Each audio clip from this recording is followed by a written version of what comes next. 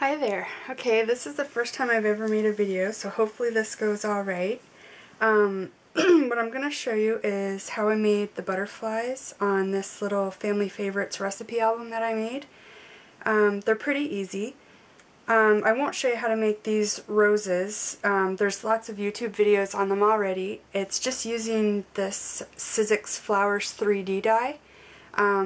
And then all I did after I had them together was go over the edges with some of this Spun Sugar Distress Stain and gave them a spritz of the wheat fields to kind of make it bleed a little bit.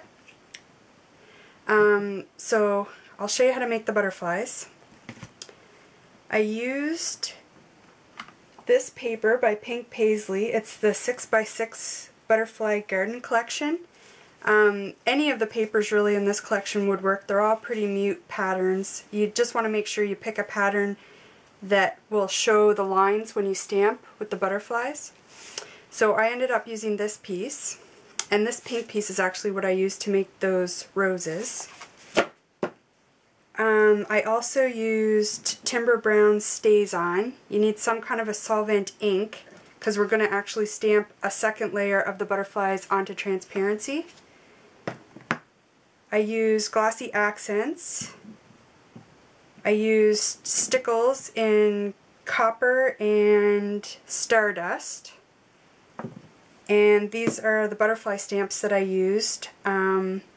They're by Hero Arts. I don't know what the name is right offhand of this set. I think it's just called Butterflies.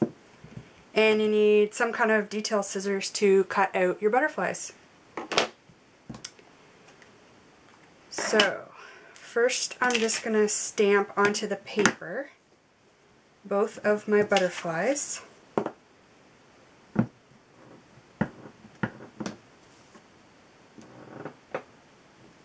Sorry for my squeaky table.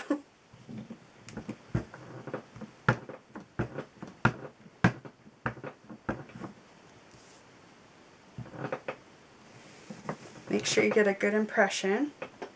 And then I'm going to do the same thing on the transparency.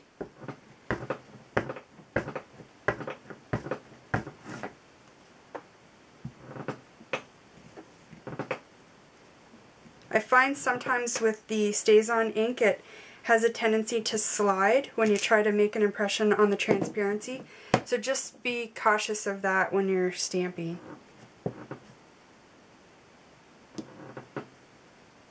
So there's those.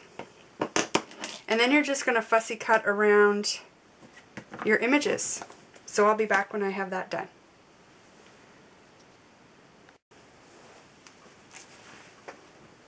Okay, so here we are back again. I've got my butterflies cut out. I'm just going to show you the big one. The little one works exactly the same. So the first thing I always do is bend up my little wings. And it'll just help give some dimension when I glue this butterfly onto my paper background. It'll just help lift those wings and give it a 3D dimension. Next, what I'm going to do is add some stickles to my butterfly before I glue the one on top. I've learned the hard way. It's a lot easier to do it this way than try to go back and add them later. And you can do whatever you want. You can use, you could use Copics to color your butterfly, or any kind of markers or watercolors, anything you want. I like glitter, so I like to do it this way.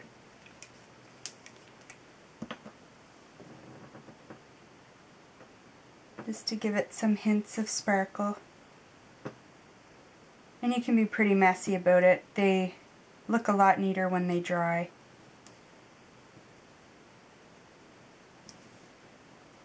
Another reason I like to work on this craft mat, I'm pretty messy, so it makes it for pretty easy cleanup when you have a nice slick surface to clean up after.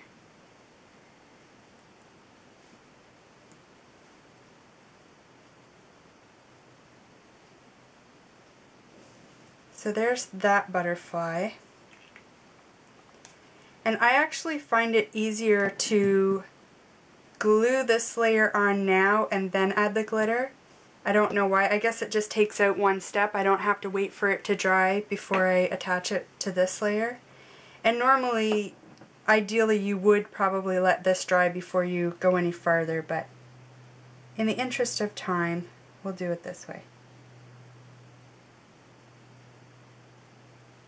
Any type of clear adhesive would probably work for this as well, but I find Glossy Accents does a good job of gluing transparency down, and so my philosophy is if it ain't broke, don't fix it, so I'll go with that. And try to line up your body of the butterfly. Pretty close. Alright. And then go back in again with your stickles and add them anywhere that you want.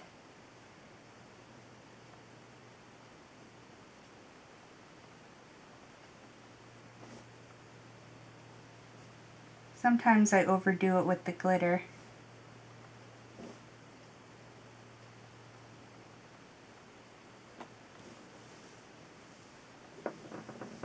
But I like it shiny, so no big deal.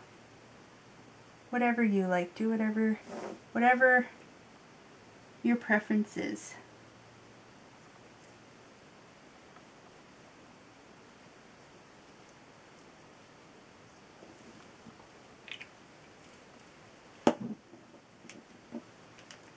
A couple more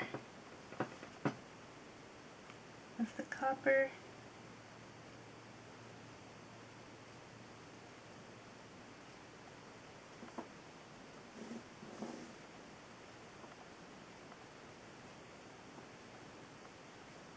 I'm going to use the copper to give a little more definition to the body of the butterfly too.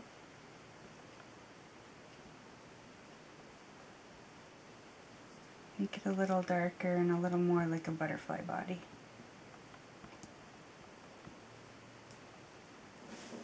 So there you go, pretty easy. The only thing left to do now is to wait for that to dry, and hopefully once it is, it'll look a lot like this one. There you go.